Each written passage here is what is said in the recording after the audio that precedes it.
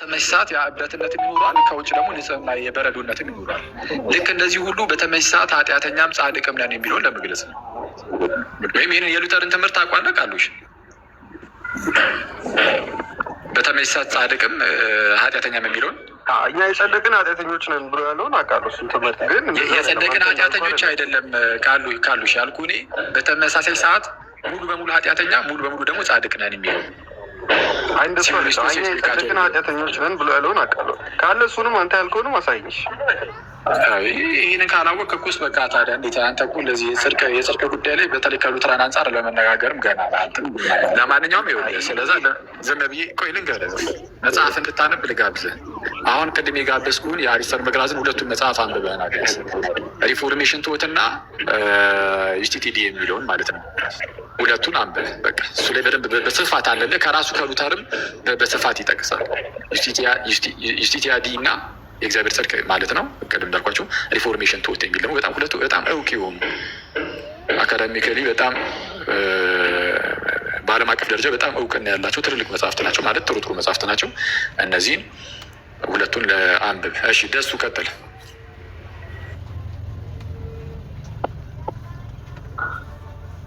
እሺ ቆይ፣ እሺ ቀጥል። እሺ ቆይ አንዴ፣ እሺ ቆይ አንዴ፣ ቆይ አንዴ፣ ቆይ አንዴ፣ ቆይ አንዴ፣ ቆይ ካሉሽ ነው ካሉሽ ነው። አሁን ካሉሽ የሚል ነበረ ስም ይመስለኝ። እሺ ካሉሽ አንዴ። ደሱ አሁን ይሰማል? አሁንም እየዘገየ ነው ማለት ነው የሚደርሰው። አሁን ይሰማኛል ወንድሜ። እስቲ እኔ የምናገረውን ተከትለ ትላለህ። እስቲ አንድ አይሰማማ።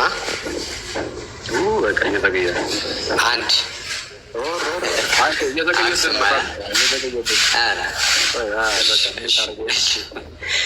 እሺ ወንድሜ በቃ እሺ፣ መልካም ቀን። እሺ እሺ እሺ ስራ ያጸድቃል ብለህ ታምናለህ ወይ? ስራ እንደሚያጸድቅ ታምናለህ? ምንድን ነው ስራ ያጸድቃል ማለት ምንድን ነው? ጽድቅ ራሱ ምንድን ነው? ጽድቅ ለአንተ ውጫዊ ነው ፎረንሲክ ነው ወይስ ውስጣዊ ነው? እንደ ሉተራኖቹ እና እንደ ሪፎርምዶቹ ታምናለህ ወይስ አታምንም? እነሱም ውጫዊ ብቻ ብለው አይሉ። ጽድቅን እስኪ ጽድቅ ውስጣዊ ነው ያሉበትን አሳየኝ። የእግዚአብሔር ጽድቅ ውስጣዊ ነው። የተቀደስክ በሄድኩ ቁጥር ስለ ቅድስና አስፈታለ። ግን ምን መሰለህ የማያድግ ኮንቲኒስ አስፈታለ። ስለ ቅድስና አይደለም ያወራሁት። ጽድቅ ላይ የእግዚአብሔር ጽድቅ አሁን ውስጣዊ ነው የሚለውን እስቲ ያሳየኝ አልኩ። እንደዛ ያሉበትን ምን መሰለህ? አንዴ ላብራራልህ፣ ችግር የለውም ላብራራልህ እና ከዛም በኋላ ትቀጥላለህ። በክርስቶስ ባመን ጊዜ መጀመሪያ ትጸድቃለህ። ከዛም በኋላ ፖዚሽናል ሳንቲፊኬሽን ይጀምራል። አት ዘ ሴም ታይም ማለት ነው። ፖዚሽናል ሳንቲፊኬሽን ትጸድቃለህ ማለት ነው። ፖዚሽናል ሳንቲፋይ ትደረጋለህ። ያንን ደግሞ እለት እለት እየተቀደስክ በኤክስፒሪየንስ ሳንቲፊኬሽን እለት እለት እየተቀደስክ ትሄዳለህ ነው። በቃ ያን እየተቀደስክ በሄድክ ቁጥር ጀስቲፋይ የሆንክ ነው የምትወጣው። ግን ያ ጃስቲፊኬሽን የሚያድግ ጃስቲፊኬሽን ሳይሆን ያ መጀመሪያ የተቆጠረው ጃስቲፊኬሽን ያው እሱን አስኮንቲኒስ አስፔክትም ያያሉ። ግን እሱን ተውና እኔ ጠየኩህን መልስልኝ። ጥያቄ በጥያቄ አታደርጋውን። አንተ ስራ ለጽድቅ ብለህ ነው የምታምነው?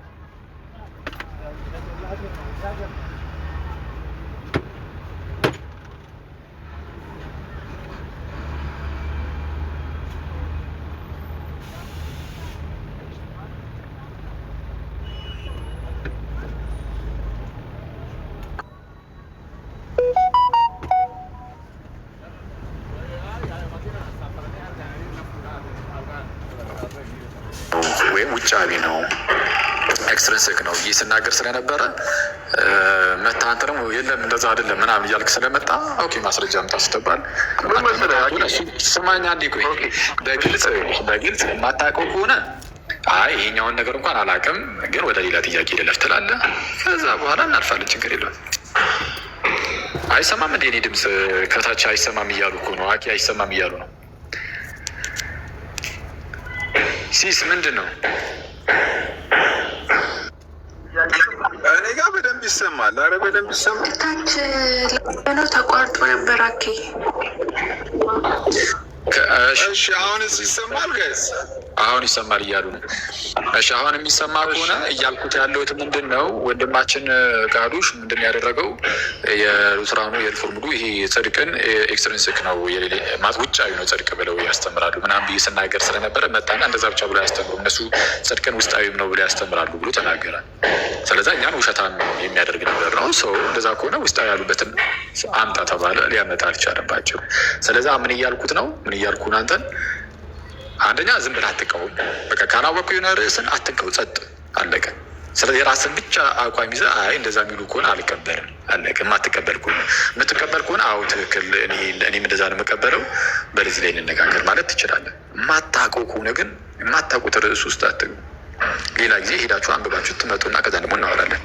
ስለዚህ የሰጠሁን 2 መጽሐፍት አንብብ። ኢፍቲቲያዲ የሚለውንና ሪፎርሜሽን ቶት የሚለውን የአሪስተር መጋዘን አንብብ። 2ቱን መጽሐፍ ሰጥቻለሁ ለጊዜው።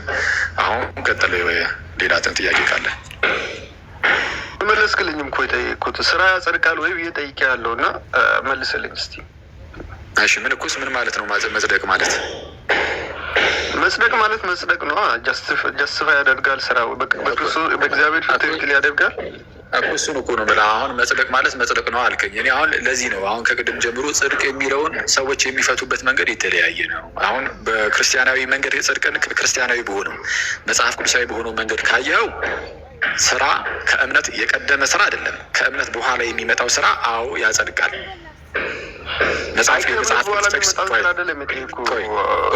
ምን መሰለህ አሁን ስራ ያጸድቃል ብለህ ከእምነት በኋላ ከእምነት በፊት የሚመጣውን ከሆነ አያጸድቅም። ከእምነት በኋላ የሚመጣ ስራ ግን ያጸድቃል። ተቀበላለህ? ይሄን ከእምነት በኋላ የሚመጣ ስራ ያጸድቃል እያልክ ነው? ከእምነት በኋላ የሚመጣ ከሆነ ላሳየህ ጥቅስ። እስቲ አሳይኝ። ለምሳሌ አሳይኝ። እሺ ደስ ይለኛል። እኔ የምሰጥህ ቃል በቃል ነው ራሱ ስራውን ያጸድቃል። ኦኬ ስራውን ያጸድቃል የሚለውን አንተ ባልክበት ደግሞ አባቶችን በፈቱበት መንገድ ማለት ነው። አንተ ባልከው መንገድ ውይ አባቶችማ ምን ዝም ብዬ የሀገር ዝርግፍ ነው ማደርግልህ። ጭራሽ አሁኑን ወጥተህ ምጽዋት እንድትሰጥ ነው የሚያደርጉ። እንዴት ምጽዋት እንደሚያጸድቅ መልካም ስራ እንዴት እንደሚያጸድቅ እንደሚያድን የተናገሩበትን የሀገር ክፍል ልሰጥ ይችላሉ። አሁን እሱ እንዳለው ነው። ግን ያዕቆብ ላይ እንዲህ ይላል። ያዕቆብ ምዕራፍ 2 እንዲህ ይላል። እኛ ስራ ከእምነት በኋላ ያለውን ያልኩት ከእምነት በኋላ ያለውን ማለት ስለዛ ከእምነት በፊት አይደለም። የተነጠለ ዝም ብሎ ስራ ምናምን ማለት አይደለም። ይልቁንም ከእምነት ጋር አብሮ የሚሰራ ወይም ደግሞ በፍቅር የሚሰራ እምነት ይባላል። እምነትና ስራ አብሮ ነው ያለው። ሁልጊዜ ቢሆን አይነጣጠልም። አንድ ጊዜ ሰው ዳግም ከተወለደ በኋላ እምነትና ስራ በፍጹም አይነጣጠልም። አብረው ደግሞ የሚሰሩ ናቸው። አብሮ ይሰራል። እምነት ከስራው ጋር አብሮ ማለት ነው። ስለዛ የሚያድነው ምንድን ነው ከተባለ እምነት ብቻ ሳይሆን በፍቅር የሚሰራ እምነት። ስለዛ ስራም አብሮ አለው። ለማንኛውም እንዲህ ይላል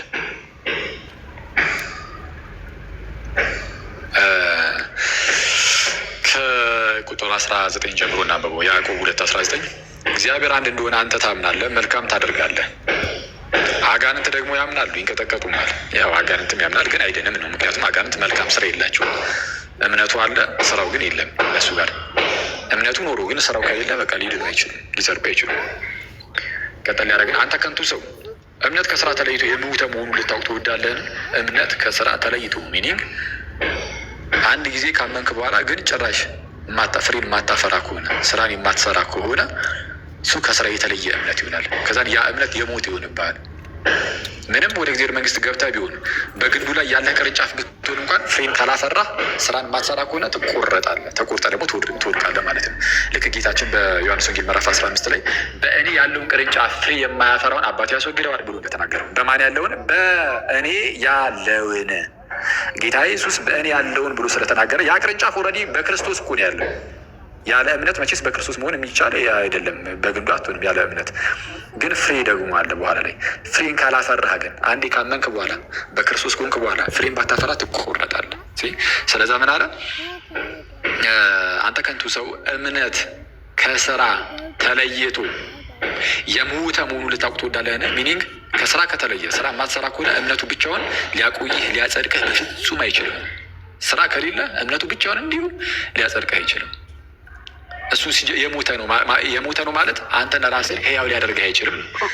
እሱ ለራሱ አንዴ አልጨረስኩትም እያልኩ አይሰማም።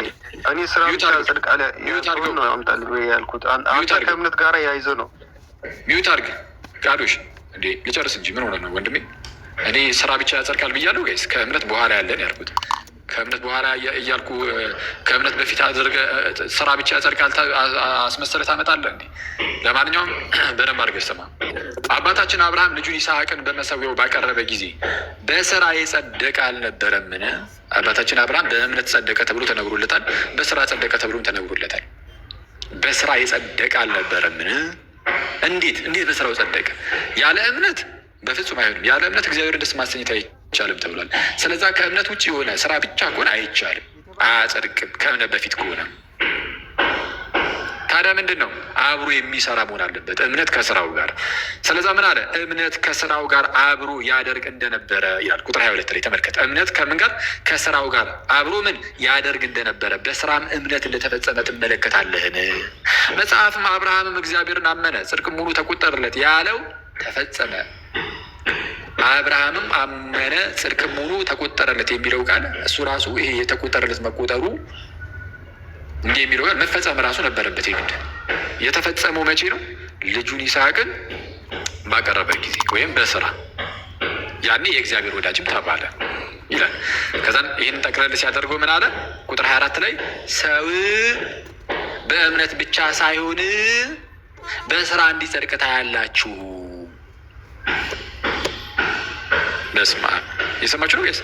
ሰው በእምነት ብቻ ሳይሆን በስራ እንዲጸድቅ ታያላችሁ። እንደዚሁ ጋለሞታይቱ ረዓብ ደግሞ መልእክተኞችን ተቀብላ ያኔ እንዲሰልሉ ሲላኩ ማለት ነው። ሁለቱ ያኔ የተቀበለቻቸው ሴት ተቀብላ በሌላ መንገድ በሰደደቻቸው ጊዜ በስራ አልጸደቀችምን? ከነፍስ የተለየ ስጋ የሞተ እንደሆነ እንዲሁ ደግሞ ከስራ የተለየ እምነት የሞተ ነው። ስለዛ ስራ ብቻ ያጸድቃል? አያጸድቅም። እምነት ብቻውን ነው የሚያጸድቀው? በፍጹም አይደለም። እምነት ከምን ጋር? ከስራው ጋር አብሮ ያደርግ ነበረ። ስለዚህ ሰው በእምነት ብቻ ሳይሆን በስራ እንዲጸድቅ ታያላችሁ። አሁን ይሄ በጣም አደገኛ ጥቅስ። ከዛ በኋላ አሁን በነገራችን ላይ ሉተር ነው ይህንን ጥቅስ ሲያየው አንድ ጊዜ ምንድነው ጽድቅ በእምነት ብቻ የሚለውን ትምህርት ካስተማረ በኋላ ልክ ያዕቆብ ጋር ሲደርስ ያዕቆብን ከሌሎቹ ጽሁፎች አንጻር አለ፣ ከሌሎቹ የመጽሐፍ ቅዱስ ጽሁፎች ማለት ነው፣ ከሌሎቹ የመጽሐፍ ቅዱስ ክፍሎች ከሌሎቹ አንጻር ይህ የገለባ መልእክት ነው አለ ያዕቆብን። ስለዛ ይሄ የምር ከቃላዊ መጽሐፍ አረባክን ሚዩት አድርጋ እንዴ ልጨርስ እንዲህ ልክ ሉተር ሲነካ ትከፍታለህ። ሉተር ቁስል ነው እንዴ? ልክ ሲነካ እንደዚህ ድምፅ የሚያሰማ ነገር እና የገለባ መልእክት ነው። ከዛ በኋላ ይሄ ኢቨን ከመጽሐፍ ቅዱስ የመለስክልኝ ስለሆነ እኮ ነው። እሺ ቀጥል። እሺ በቃ ሌላ ሰዓት። እሺ በቃ ወይ ልቀጥል። አንተ አሁን ያወራኸውና የመጽሐፍ ቅዱስ እውነት በጣም በተቃራኒ እንደሆነ ላሳይ። አንተ አሁን ባወራው እና የመጽሐፍ ቅዱስ እውነት በጣም በተቃራኒ እንደሆነ ምኑ ላይ ነው የተሳሳትኩት? አሁን ያነበብኩት ጥቅስ ላይ ምን መሰለህ? ያዕቆብ ሲጀመር ሰው በእምነት ብቻ ሳይሆን ሲል እምነት ብቻም ላይ እንደሚድን በእምነት ብቻም እንደሚድን እያሳየ ነው። በእምነት ብቻ ሳይሆን በስራ ሲጸድቅ ታያላችሁ ብሎ ያለውን ያቀረበው ሁለቱም ሰዎች አብርሃምና ያችኛዋ ሴትዮ የብሉይ ኪዳን ሰዎች ናቸው። እነሱ ኦፍኮርስ በስራም ጸድቋል፣ በእምነትም ጸድቋል። ያዕቆብ እንደ ምሳሌ ተጠቀመው ማለት ነው። ስለዚህ ጳውሎስ በግልጽ ሰው በስራውን አይጸድቅም ብሎ ተቃውሟል። ከፈለግ ላነብልህ ይችላለሁ። በስራ መጽደቅ ቀርተዋል። ቆይ አንዴ ጨርስ። ቆይ ያዕቆብ ላይ እንጨርስና ወደ ጳውሎስ እንሄዳለን። አሁን ከጥቅስ አንዝላላ የቼሪ ፒኪንግ የሚባል ነገር አለ። ዝም ብሎ አውት ኦፍ ኮንቴክስት ጥቅሶችን ዝም ብሎ እንደዚሁ ልቅም እያደረጉ እና ያዕቆብ ላይ ተመለስና ያዕቆብ ላይ አንዴ እናወጣ። ያዕቆብ ላይ ምሳሌ የተጠቀሰው ለማን ነው? ለክርስቲያኖች ነው አይደለም? ኦፍኮርስ ለዳኑት ክርስቲያኖች ናቸው። ግን እነዚህ ሁለቱም ሰዎች የተጠቀሱት በብሉይ ኪዳን የነበሩት ናቸው። ምንም እሱማ ታዲያ ሮሜ 4 ላይ ሄደህ እኮ አብርሃምም አመነ ጽድቅ ሙሉ ተቆጠረለት ተብሎ ሲነገርለት ከዳዊት አንጻር ጻድቅ በእምነት ይኖራል፣ ምንድነው ኃጢአቱን የማይቆጥርበት ሰው ብፁዕ ነው፣ ይቅርታ እንደዛ እየተባለ ሲነገርለት የተጠቀሰው ሁለቱም የብሉይ ኪዳን ሰዎች ናቸው። ስለዛ አንቀበልም ልትል ነው አይደለም። ምንም እንኳን እነ አብርሃም እነ ዳዊት ከብሉይ ኪዳን ተጠቅሰው በሮሜ ምዕራፍ 4 ላይ ቅዱስ ጳውሎስ የተናገሩን ይዘህ እምነት ብቻ ለማለት እነሱን ጥቅሶች ብትቀበልም ያዕቆብ ሲጠቅሰው ግን አንተ የሉተር እንትን አለ አሁን የአንተ ውስጥ እሱን ነው የማየው። ምክንያቱም ሉተርም ልክ እንደዚሁ ነው፣ የሌሎቹን ሲሆን ይቀበላል። ልክ ያዕቆብ ጋር ሲመጣ ግን የገለባ መልእክት ብሎ እንደተናገረለት አንተም እንደዛ ለማድረግ እየሞከርክ ነው። አሁን እና ተመለስ እና የብሉይ ኪዳን ሰዎች ናቸው። አዎ ግን የተጠቀሱ ግን ለሐዲስ ኪዳን ሰዎች ነው። ለሐዲስ ኪዳን ሰዎች አይደለም። የብሉይ ኪዳን ለምን ከሰማይ የሆነ ነገር አይጠቅስልም? ለእኛ ለትምህርታችን ከተጠቀሰ እንቀበለዋለን። በዚህ ክፍል ላይ ቅዱስ ያዕቆብ የሚያስተምረው ሰው በእምነት ብቻ አይጸድቅም ብሎ ያስተምራል። አያስተምርም? ሰው በእምነት ብቻ ይጸድቃል ነው ብሎ የሚለው ከፈለግ ላሳይ ይችላል። ሰው በእምነት ብቻ ይጸድቃል ያለበትን ቦታ ሰው በእምነት ብቻ ሳይሆን ምን ማለት ነው? ሰው በእምነት ብቻ ይጸድቃል እንደማለት አይደለም። ወይም ተቃውመኝና ምን አልከኝ? ሰው በእምነት ብቻ ሳይሆን ስለ በእምነት ብቻ ይጸድቃል ግን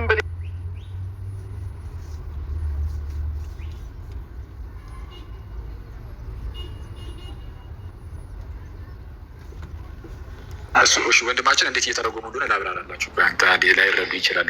ሰው በእምነት ብቻ ሳይሆን በስራም እንዲጸድቅ እናያለን ሲል እያለ ያለው ማለት ነው። ሰው በእምነት ብቻ አዎ ይጸድቃል።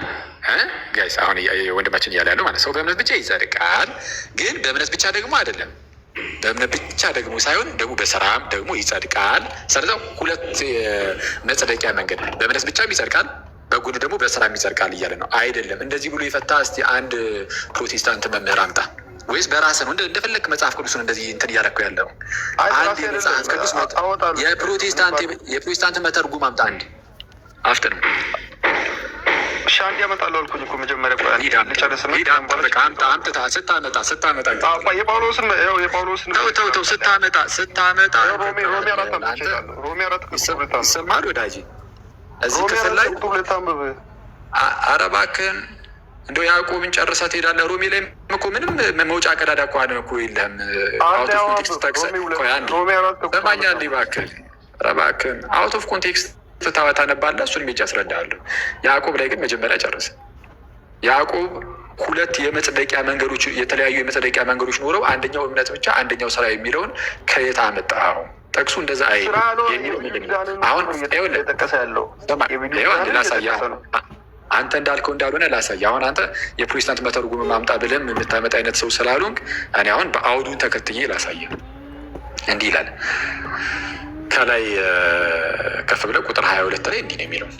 መጀመሪያ ቁጥር 21 አባታችን አብርሃም ልጁን ይስሐቅን በመሰዊያው ባቀረበ ጊዜ በስራ ይጸደቅ አልነበረምን ይላል። አሁን በስራ ይጸደቅ አልነበረምን በማለት በስራ እንደሚጸደቅ ከነገረን በኋላ ይህ በስራ መጽደቅ ግን በእምነት ብቻ ከመጽደቅ የተለየ ሆኖ አንደኛው በስራ መጽደቅ አንደኛው ደግሞ በእምነት ብቻ መጽደቅ የሚባል ሁለት የተለያየ ነገር አድርገህ እንዳታስበው። ቀጣዩ ቁጥር 22 ላይ ነገሩን ያብራረዋል። ምን ብሎ ያብራረዋል? እምነት ከስራው ጋር አብሮ ያደርግ እንደነበረ በስራም እምነት እንደተፈጸመ ትመለከታለህን? እምነት ከስራው ጋር አብሮ። ስለዚህ አንተ ሁለቱን ነጣጥለህ እምነት ብቻ ያጸድቃል፣ ከዛ ደግሞ ስራ ደግሞ ያጸድቃል ብለህ ፈታኸው። ይሄ ምንን ያሳያል? ልክ ጴጥሮስ እንደሚናገረው ነው። ሌሎች ደግሞ ሌሎችን መጽሐፍት እንደሚያጣሙት እነዚህንም ደግሞ ለገዛ ጥፋታቸው ያጣምማሉ። እንደነዚህ ከሚመስሉት ደግሞ ራቁ ተብሎ እንደሚናገር ለገዛ ጥፋታቸው ያጣምማሉ ነው የሚለው። በነገራችን አሁን አንተ ለገዛ ጥፋት መጽሐፍ ቅዱስ እያጣመምክ ነው። ይኸው በጣም በቀላሉ አውዱን ጠብቄ እንደዚህ አሁን በቀላሉ አሳየው። እምነት ከስራው ጋር አብሮ ነው የሚለው። ስለዚ ሁለቱ የሚነጣጠሉ አይደሉም፣ አንድ ላይ ናቸው። እንዲህ ብሎ ከተናገረ በኋላ ዝቅ ብሎ ቁጥር 23 ላይ ደግሞ እንዲህ ይላል። ምንም ጥቅስ እየዘለልን አይደለም።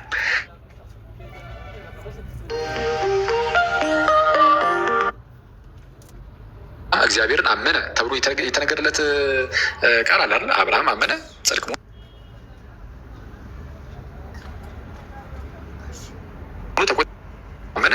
መሆኑ ተቆጠረ ነው። ራሱ በስራ ተፈጸመ የተባለው ሌላ ጽድቅ አይደለም፣ ራሱ አንድ ነው። ስለዛ ተፈጸመ የእግዚአብሔር ወዳጅ ተባለ ይልና ይህንን ሲያብራራው ምን አለ? ሰው በእምነት ብቻ ሳይሆን አለ በቃ በእምነት ብቻ አይደለም፣ በእምነት ብቻ ሳይሆን በስራ እንዲጸድቅ ታያላችሁ። በእምነት ብቻ አይደለም የሚጸደቀው በስራም ነው እንጂ በስራም ሰው በእምነት ብቻ ሳይሆን በስራ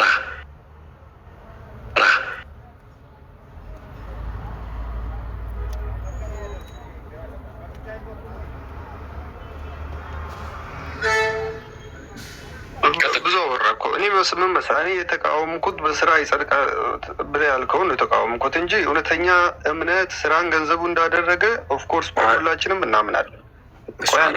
ግን ያ ስራ እኛ የምንሰራው ስራ ያጸድቃል ብለህ ካልክ ያ የእምነት ውጤት ነው እንጂ ያ ስራ እኛ የምንሰራው ስራ ያጸድቃል ብለህ ያዕቆብን ከጠቀስክ በጣም ተሳስተሃል ነው እያልኩ ያለሁት።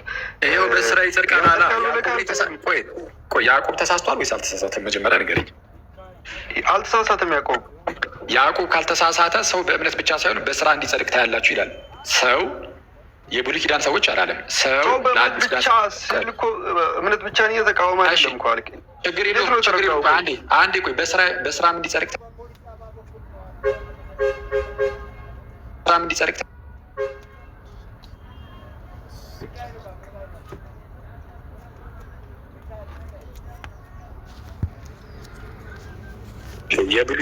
የብሉይ ኪዳን ሰዎችን መጥቀስማ እሱ እኮ ቅድም እኮ አልኩ ወንድሜ። ጳውሎስም ቢሆን ሮሜ 4 ላይ እነ ዳዊትን እነ አብርሃምን ሲጠቅስ እኮ የጠቀሰው ከብሉይ ኪዳን ነው። እኔ አሁን እሱን አይደለም እያልኩ ያለሁት። ያዕቆብ በዚህ ክፍል ላይ ይህንን ነገር እያስተማረ ያለው ከማንም ከብሉይም ሰዎች ይጥቀስ ከየትኛውም ከሌላ ፕላኔት ለምን ከሰማይ አይጠቅስም እኮ አልኩ። ለምን ከምድር በታች ካለው ዓለም ለምን አይጠቅስም? ከየትም ይጥቀስ ከየትም። ግን የጠቀሰው ለእኛ እያስተማረን ከሆነ ያ የእኛ ትምህርት ነው። እኛን ሲያስተምር ሰው በእምነት ብቻ ሳይሆን በስራ እንዲጸድቅ ታያላችሁ ሲል ሰው በእምነት ብቻ የሚለውን አሁን እምነት ብቻ የሚለውን አልተቃወምም ብለሃል። እዚህ ጋር አሁን በመጀመሪያ ደረጃ ሰው ተብሎ የተነገረለት ለማን ነው? ሰው ብሎ ሲጀምር ለማን ነው? አንድ ሮሜ 4:2 ወዴት ትሮጣለህ? ተመለስና ያዕቆብ ላይ ታወራለህ። ከዛ እንዲነበብ አልፈለክም ወይ? ሁሉም ተራውን እየጠበቀ ይሄዳል። እንደዚህ አይነት ለምን እንዲነበብ አልፈለክም? ይኸውልህ አንተ ለምን ፈራ ስላልክ ብቻ እልህ ይዞ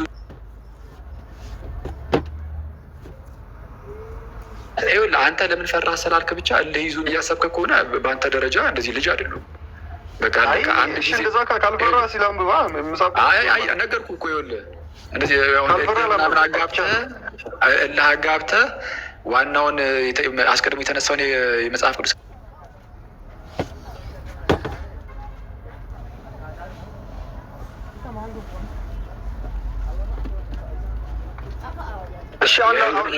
ካልፈራ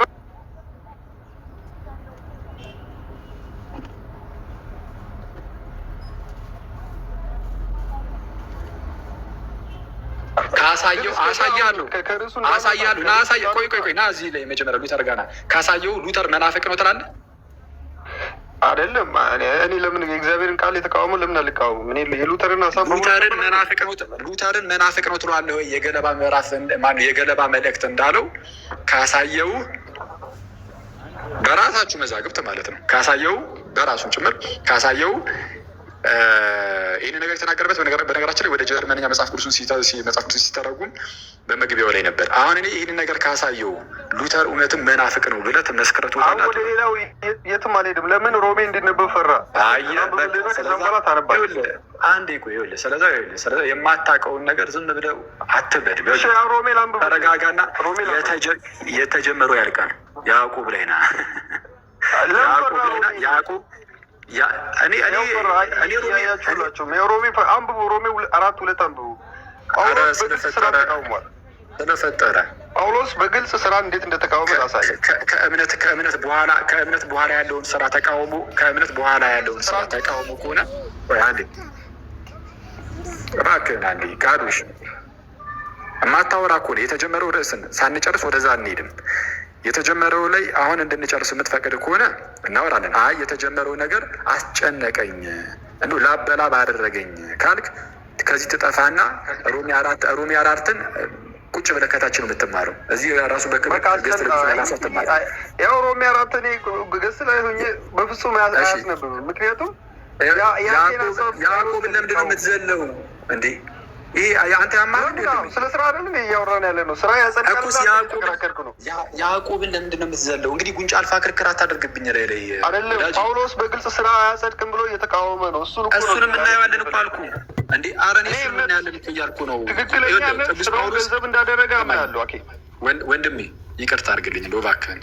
ጳውሎስ ማለት ነው ጳውሎስ ስራ የምር ያጸድቃል አያጸድቅም የሚለውን በጳውሎስ ብቻ ደግሞ አወራለሁ። ምንም ሌላ የጌታችንን ይሄ ወንጌሉን አራቱን ወንጌላት ሳልነካ ያዕቆብን፣ የይሁዳን፣ የዮሐንስን ያዕቆብን ማነው የጴጥሮስን መልእክታት ዮሐንስ ራእይን ሳልነካ በጳውሎስ ላይ ብቻ ቆሜ ይኸው በዚህ አሁን እዚህ ጋር ወደ 600 ምናምን ሰው አላ በእነርሱ ፊት ይኸው ቃል እገባለሁ በጳውሎስ ብቻ ጽድቅ፣ ድህነት፣ የዘላለም ሕይወት በስራም ጭምር ነው የሚለውን ጳውሎስ ላይ ብቻ ቆሜ ጋይስ እየሰማቸው እንደውም ከጳውሎስም ብዙ ጊዜ የሚጠቅሱት ሮሜና ገላትያን አይደለም። ከጳውሎስም ሮሜና ገላትያን ብቻ ይዤ ድህነት በስራም ጭምር ነው፣ ስራም ለድህነት ያስፈልጋል የሚለውን በሁለቱ መጽሐፍት ብቻ አሁን አወራሃለሁ። ግን ያዕቆብ ላይ ተመለስና የተጀመረ ጽድቅና ድህነት በጣም ሁለቱ የተለያየ ኮንሰፕት ነው። አሁን እኛ ያወራን ያለ ነው ስለ ጽድቅ ነው። ምናልባት ወይት አንዴ እስቲ በምንድን ነው የሚለያየው ጽድቅና ድህነት? አሁንም ይኸውልህ ርዕስ እንዳንቀይር እና ተመለስ። ያዕቆብ ጋር ሂድ። ያዕቆብ ጋር ሰው የተባለው ማን ነው? ሰው በእምነት ብቻ ሳይሆን በስራ እንዲጸድቅ ታያላችሁ ሲባል ሰው የተባለው ማን ነው? እሱን ወደ እሱ እመለሳለሁ አልኩ እኮ። ግን መጀመሪያ ተመለስ። ወዲህ ሲጀመር መች ተሻገርንና ትመለሳለህ? እዛው እኮ ነን።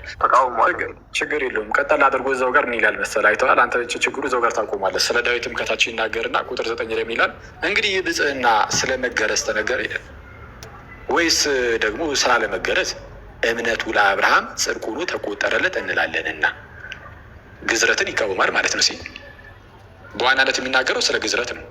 ግን ግዝረትን ራሱ ትተ ነው መልካም ስራ ራሱ ቢሆን ከእምነት በፊት ያለን ስራ ይቃወምበታል እንጂ ከእምነት በኋላ ያለ ስራን የሚቃወምበት አይደለም። ለምን? ለአብርሃም እምነቱ አዎ ጽድቅ ሆኖ ተቆጥሮለታል ሳይገረዝ በፊት። አሁን አይሁዳውያን ምን ይሉ ነበረ? እኛ የተገረዝንን ይላሉ። አህዛብን ደግሞ እናንተ ያልተገረዛችሁ ናችሁ ይሏቸው ነበር። በአይሁዳውያንና በአህዛብ መካከል ያለው አንዱ ልዩነት ይህ ስለነበረ አይሁዳውያን የተገረዝንን የአብርሃም ልጆች ነን ይላሉ። የአብርሃም ልጆች ናቸው ደግሞ የተገረዛችሁ ናቸው። አህዛብን ግን በእምነት በኩል አትመጡም እያላችሁ ነው። ካልተገረዛችሁ ምናምን አትመጡም፣ ግዴታ ይህንን የሙሴን ሕግ ምናምን መፈጸም አለባችሁ ብሎ ያስጨንቋቸው ስለነበረ አንዳንድ ጂዶ ክርስቲያንስ። ስለዛ ጳውሎስ ምን አለ? ኦኬ እንግዲህ አብርሃም ነን ውሰዱ። አባታችሁ አብርሃም አይደለ? የተስፋን ቃል የተቀበሉ አብርሃም አይደል? አሕዛብ በዘር ይባረካል የሚል የተስፋ ቃልን ተቀብሏል። የስ እንግዲህ ውስጥ አባታችሁን አብርሃም ንዩት። አብርሃም የተገረዘው ከእምነቱ በኋላ ነው አይደለም ነው?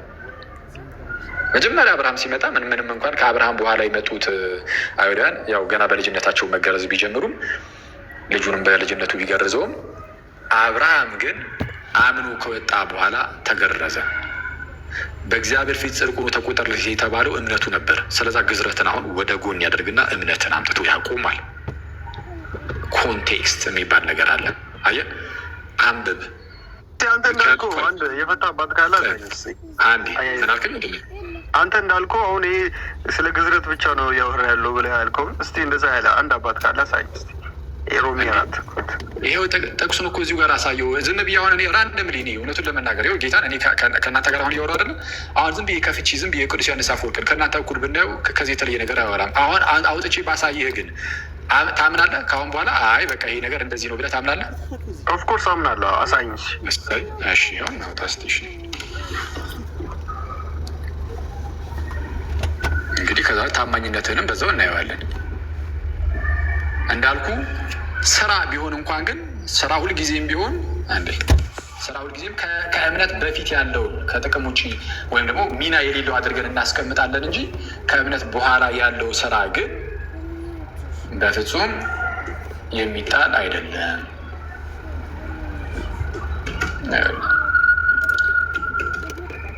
ሮማንስ አይቃዶች ከዛ በኋላ እንመለሳለን ማለት ነው ወደ ያዕቆብ ወደ ተናገር ያው ስህተት እንደሆን ከዚህ ላይ ካሳየን በኋላ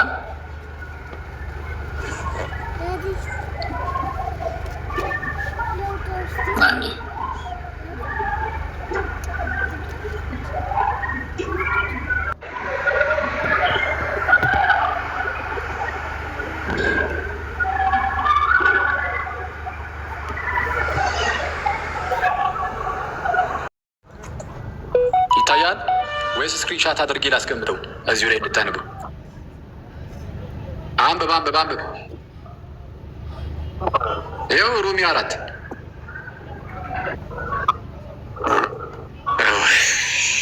ይኸው ሆሚሊ 8 ኦን ሮማንስ ሮሜ 4 ይታያል። ሮማን ነበር የምታውቅ ከሆነ ይሄ ቀጥል አንብብሽ አንብብ ናናና ምን አንብብ ማለት ነው እንግዲህ አንተ ከመጀመሪያ ጀምሮ አንብብ ከመጀመሪያ እሺ ከመጀመሪያው ጀምሮ ከየት ልክፈትልህ? አይ ከ4:2 ጀምሮ ያለውን ከዛ ጀምሮ ያለውን አንብብና እሺ ይኸውልህ ይሰማል ጋሮች ጭራሽ ዮሐንስ አፈወርቅ እምነት ብቻ መቼም ተቃውሞ አያውቅም። ሲጀመር የደገፈው እሱ ነው። ላሳይ ይችላለሁ። እሺ ቀጥልሽ አንብብ። ምንን የደገፈው እምነት ብቻውን መቼም ተቃውሞ አያውቅም። አረ እሱን በሚገባ አሳያለሁ። ግን አሁን እሱን አንድ ጊዜ 10 ወደዚህ ወደዛ አትዝለል። እኔ ያልኩት ምንድን ነው ኮንቴክስቱን ይዤ ይኸው ስለ ግዝረት እዚህ ጋር ያወራል ምናምን አልኩ። እንዲህ ብሎ አንተ እንዳስረዳኸው ያስተማረ አባት አምጣ አልከኝ አይደለም ብለሃል አላልክም? ብያለሁ። እንግዲህ አንተ አሁን ስለ ግዝረት ብቻ ነው እያወራ ያለው ብለን ያልከው።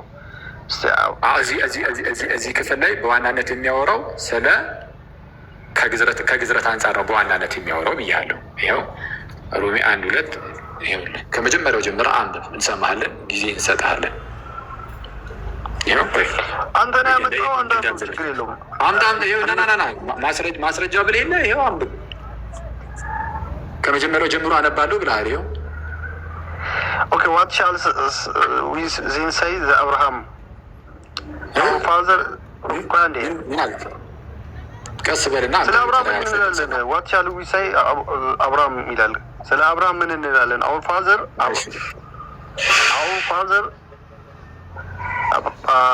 our father pertaining to the flesh has found okay Abraham were justified by work. ቀጥልሽ he has were full of glory but not before God ይላል። እሺ ያ ስለዚህ አብርሃም ጥቅሱን ቀጥታ አስቀምጠው አይደለም? አዎ እሺ ቀጥልሽ አሁን ማብራሪያውን ሂድ he had said ቅንፉን በማንስክሪፕቶች ውስጥ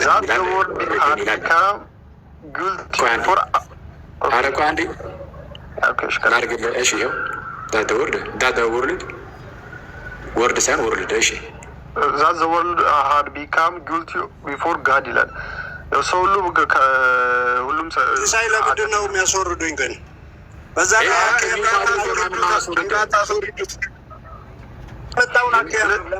ይጠቀማል?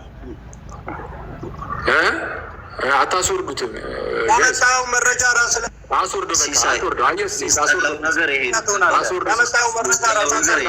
ከዛ በኋላ ይገባል። ቀጥል አንተ እኮ ነው ያመጣው አንተ ስለሆንክ ቀጥል። አምጣ ብለኸኛል። ይኸው ማስረጃ ነው የምትቻለው። ቀጥል አንብብ። አይ አንተ እኮ ነው ያመጣው ማስረጃውን። አንብብ እንዳት ውልሃል ሳይንድ ይላል። ኦኬ ሁሉም በአዳም ምክንያት ሁሉም ቀጥል ኃጢአተኛ ነው ምናምን ይላል። ኦኬ ጥሩ ነው። ችግር የለም ጥሩ ነው። that the boasting was እሺ ቀጥልሽ in the boasting was እሺ okay executed when he and that it was impossible to be saved ቃሎች ችግር የለውም። ይኸውልህ መፍጠን አይጠበቅብን። ቀስ ብለህ ተረጋግተህ እንትን እያልኩ ስለሆነ ጽሁፍ excluded and ግን ቀስ ብለህ it was and that was impossible to save otherwise than by ፌዝ ይላል። ስለ ከእምነት ውጪ በምንም ታምር መጽደቅ አይቻልም። በቃ ኦልሬዲ ዘግቷል እኮ በቃ ያየ ምክንያቱም አዘርዋይዝ ሴቭድ ያየ እንደዛ እያለ ነው።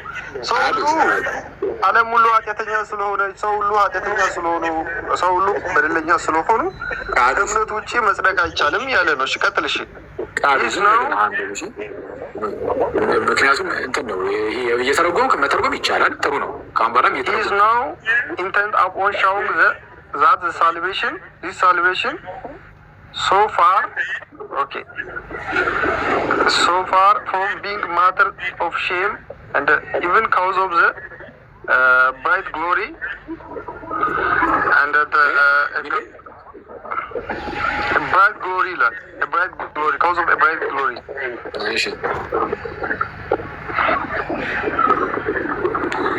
Okay. አይታይም እኮ ጽሁፉ የሆነ ብዥታ አለበት። አቃለ በጣም ተቸግረኝ ያነበብኩ ነው፣ ግን አንተ ብታነብ ጥሩ ነው። አኬ አንተ አንብብልንና ችግር የለውም ተርጉምልን። እሺ ለሁላችንም ያመጣው አንተ እኮ ነው ማስረጃው፣ አንተ ነው ያመጣው ማስረጃው እና አንተ አንብብ፣ ችግር የለውም። ማስረጃውን እኮ አንተ አምጣው ስላልከኝ እኮ ነው። ከመጀመሪያው ስለ ግዝረት ያወራ ነው ሰርከምሲሽ የሚል ከታች አይታይም። ጀስቲፋይድ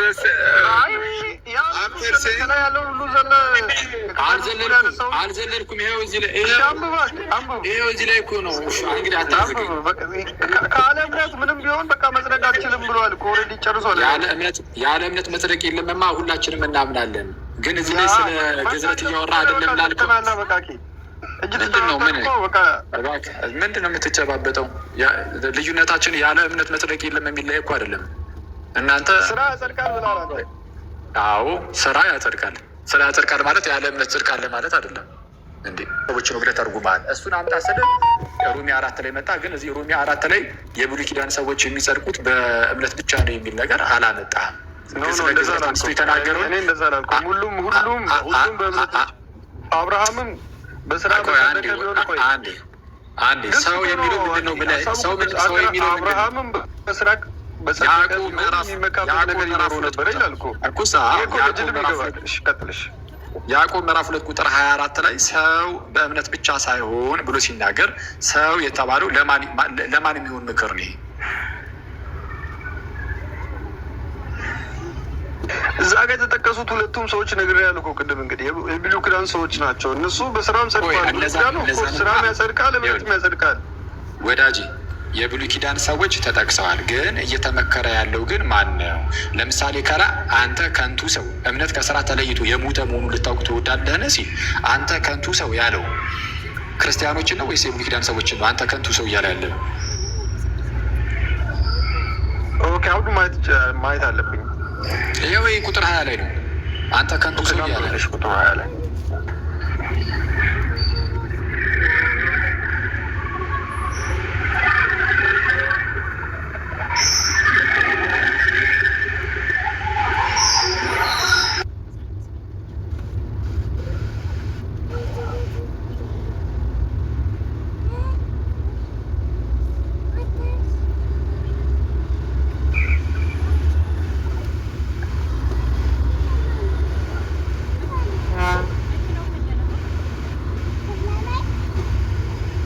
ቀጥል እንጂ ካዶሽ አኬ ጀለስ ማዛግ ነው ስፔሻሊቲ ብሮስኪ ለመለብን ታደርጋለህ በዚህ ጠዋት።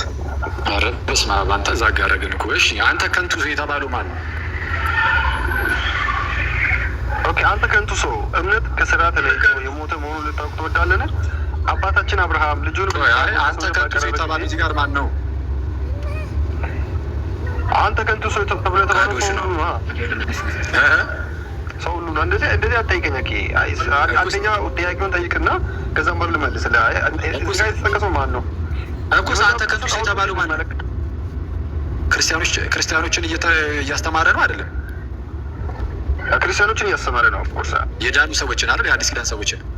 አዎ እሺ። ዝቅ ብሎ ሰው በእምነት ብቻ ሳይሆን በስራ እንዲጸድቅ ታያላችሁ እያለ ሲያስተምር እነማንን ነው የሚያስተምረው?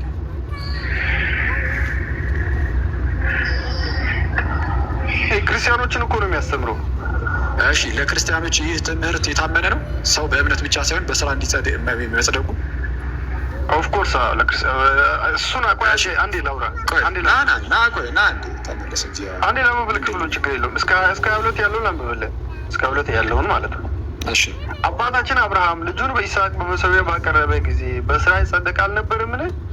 እምነት ከስራ ጋር አብሮ ያደርግ እንደነበረ በስራም እምነት እንደተፈጸመ ትመለከታለህ። መጽሐፍ እግዚአብሔርን አመነ ጽድቅም ሆኖ ተቆጠረለት ያለው ተፈጸመ፣ እግዚአብሔር ወዳጅ ተባለ ይላል። ስለዚህ አሁን ያን ሁሉ ካወራ በኋላ ምንድን ነው እያለ ያለው? ኦፍኮርስ ያ እውነተኛ እምነት ገንዘብን ስራን ገንዘብ ያደረገ ነው። ሰው አንድ ሰው አመንኩ ብሎ ግን ምንም የማያደርግ ከሆነ ሲጀመር እየዋሸ ነው። እሱ ሲጀመርም አልዳንም፣ እምነቱ ያጠራጥራል እያለ ነው። ምክንያቱም አብርሃምም መጀመሪያ የጸደቀው በእምነት ነው። እንደዛ ያለበትን አሳየኝ። ምን ሲጀመርም አላመንም ያለበትን አሳየኝ። ላሳየው ነገር። ኦኬ እሺ፣ ምን ይላል ላሳይሽ። ቆይ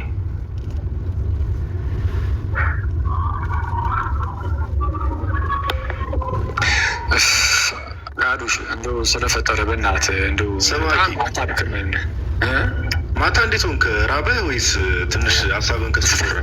እኔ አሁን ያወራንበት እኮ ቃልቺ ማታ ሲስ ወይ እኔ አሁን ገብቼ ቃዶ ሲያወራ ሰምቼው 6 ሰዓት አልደርሳለኝ። ራቡ ሊደፋኝ ነው። አሁን ራበኛ እንዴ እኔ ራሱን ይገርም አልበላውም እኮ በእውነት። አንተ አሁን ቅድም እየበላ አልነበር? ምንድን ነው ምንድን ውሃ ጠጣው እንጂ በላ እንዴ? ውሃ ከመጀመሩ ነው ምግብ የሆነው። ውሃ ከመጀመሩ ነው የሚበላው። ይበላል እንጂ በለኝ ውሃ አይ ግን ለማንኛውም ቃሎች ላይ በቃ ዝም ብዬ እንትን ልበልህ እና ቢቀርብህም የሚሻል መሰለኝ። አዎ ግን የሚያጸድቀውንም ስራ ብትነግረን ደስ ይለኛል። እኔም ስልችል ስጠቅ እኮ ሰው እኔ እንግዲህ አስተምረኝ ካልከኝ ይኸው እሺ ልንገርህ። የሚያጸድቀውን ስራ ነው ምንም ብትነግረኝ። ሚታርግና በቃ እሺ እንትን በል እሺ። ስራ ሚታርጓ ሲሲ በጣም ይቅርታ። ስራ ያጸድቃል ወይ ተብሎ ሲነገር ስራ ዝም ብሎ እንደዚሁ ያጸድቃል አይደለም እያልን ያለ ነው። አንድ ሰው አስቀድሞ ማመን ፈቅዶ ማመን አለበት። ማለት ማመን መፍቀድ አለበት ለመዳን። ከዛ በኋላ ወደ ጥምቀት ውሃ ውስጥ ይገባል። በዛ ውስጥ እግዚአብሔር ያንን ሰው ይሰራዋል። እግዚአብሔር አምላክ ያንን ሰው ይሰራዋል፣ ያነጻዋል፣ ያጸድቀዋል፣ ይቀድሰዋል። ስለዛ በረከቱን ይሰጠዋል፣ የኃጢአት ስርየትን ይሰጠዋል፣ ልጁ ያደርገዋል። ይሄ ሁሉ ነገር የሚፈጸመው መቼ ነው ከተባለ በእምነት ብቻ ሳይሆን እኔ ገና ጅማሬ ላይ ነው የምላችሁ። ገና ጅማሬ ላይ ራሱ በጥምቀት ውስጥ ነው። በጥምቀት ውስጥ ማስረጃ ያዙ። ሐዋርያት ሥራ ለምሳሌ ምዕራፍ 2 ላይ እንደምታውቁት ቅዱስ ጴጥሮስ የመጀመሪያውን ስብከት ወጥቶ ይሰብካል እና ሲሰብክ ስለ ክርስቶስ ነበር የሚሰብከው እና ስለ ክርስቶስ ይሰብካል። ሰበካቸው። አይሁዳውያን ነበሩ እዛ አካባቢ ላይ ያሉት እና ሰምተው ልባቸው ተነካ። እናንተ የሰቀላችሁት እኮ አስቀድሞ ዳዊት እንደሚመጣ የተናገረለት መሲሁ ነው፣ ቅቡኡ እርሱ ራሱ ነው። ስለዛ ሊያድን የመጣው እርሱ ነው፣ ግን እናንተ ገደላችሁት። እግዚአብሔር ግን ነፍሱን በሲኦል ሊተዋት አልፈቀደም። ልክ መዝሙረኛውም አስቀድሞ ጻድቅህ መበስበስን ያይ ዘንድ አትሰጠውም፣ ነፍሱን በሲኦል አትተዋትም ተብሎ እንደተነገረው እርሱ ግን የሞትን ጠላት ትቶለት አስነሳው እያለ ይናገራል። እና በቃ ተነሳ፣ የክርስቶስን ሞቱን ትንሣኤውን ይነግራቸው ጀመር። ያኔ ልባቸው ተነካ እና ቁጥር 37 ላይ እንዲህ ይላል። ሐዋርያት ሥራ ምዕራፍ 2 ቁጥር 37 ይህንም በሰሙ ጊዜ ልባቸው ተነካ፣ ጴጥሮስንና ሌሎችንም ሐዋርያት ወንድሞች ሆይ ምን እናድርግ አሏቸው። አሁን ተመልከቱ ጋይስ፣ በእምነት ብቻ ነው ብሎ ይናገሩ የለም። ይህንም በሰሙ ጊዜ ልባቸው ተነካ ይላል። አሁን ሰዎች ልባቸው ተነካ። ስለዛ አምነዋል አላመኑ? ኦፍኮርስ አምነዋል። ባያምኑ ለምን ልባቸው ይነካል? ከእምነት ውጭ በሆነ መልኩ ልብ መነካት የለም። አንድ ሰው የፈለገውን አሳዛኝ ወሬ ቢነግራችሁ ግን ጭራሽ ካላመናችሁት ልባችሁ ይነካል? በፍጹም ልባችሁ ሊነካ አይችልም።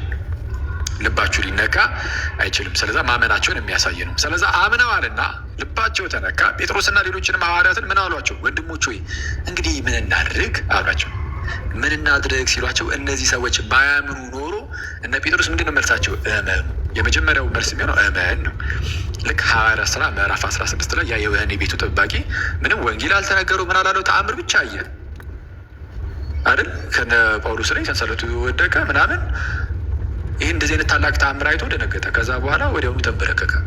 እንግዲህ እሱ ወንድሞች ጌቶች ምን ላድርጋለ? አሁን ይህ ሰው አስቀድሞ ወንጌል ተነግሮታል? አልተነገረውም። ተአምር ብቻ አይደል ያየው? የስ ስለዛ ስለ ክርስቶስ አልተነገረውም። ስለ ሞቱ፣ ስለ ትንሣኤው ለአይሁዳውያን ሲሆን ያው የተስፋውን ነገርም ስለሚያውቅ ሁሉ ነገር ተነግሯቸዋል። ለዚህ ሰው ግን ምንም ወንጌል አልተነገረውም። በቃ ተአምሩን ብቻ አይቶ ምን ላድርግ እድን ዘንድ ምን ላድርግ አለ። አሁን ይህ ሰው ምን ያስፈልገዋል? አስቀድሞ እምነት ያስፈልገዋል። ለማመን ወንጌል ይሰበክለታል፣ ይማራል።